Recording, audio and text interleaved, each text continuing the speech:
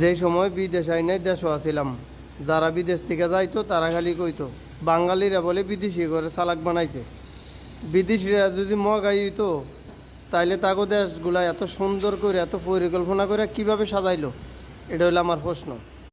আর আমি যে বিল্ডিংয়ে কাজ করি এটা হচ্ছে বিল্ডিংয়ের ভিতরের সাইড, বিশাল বড় বড় রুম, অনেক বড়।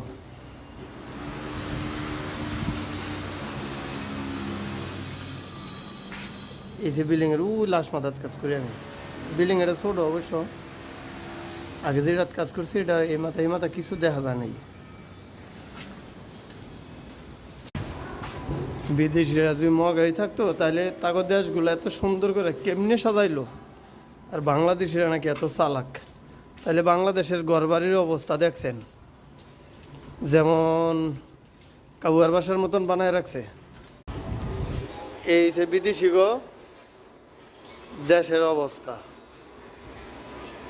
কত সুন্দর, কত পরিকল্পনা করে তারা দেশগুলারে সাজায়। 3 বছর হইল মালয়েশিয়া আছি, কোনোদিন মারামারি গ্যাঞ্জাম আন্দোলন রাস্তা বন্ধ এটি দেখি নাই, কোনোদিন দেখি নাই।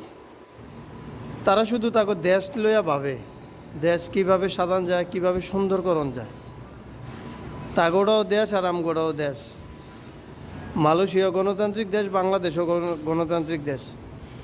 বাংলাদেশ কিছু কইয়া লাভ নেই। আর কত সুন্দর দেশ বেড়াগো, কত পরিকল্পনা করে দেশ সাজায়।